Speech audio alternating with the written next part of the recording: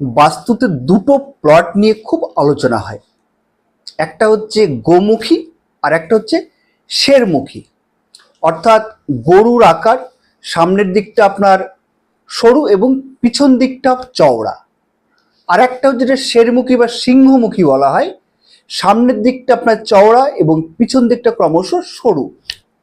এই দুটো প্লটের মধ্যে কোনটি বাড়ি করার পক্ষে এবং ব্যবসা করার পক্ষে শুভ, এটি জানার জন্য অনেকেই কিন্তু আমাকে ফোন করেন বা জানতে আগ্রহী। প্রথমত, গোমুখী প্লট যদি কারোর থাকে সেখানে কিন্তু আপনি নিশ্চিন্তে বাড়ি করুন। বাড়ি করার পক্ষে খুব উপযুক্ত এবং শুভ, সেই বাড়িতে এনার্জি শক্তি ভরপুর থাকবে এবং সুখ সমৃদ্ধিতে ভরপুর থাকবে।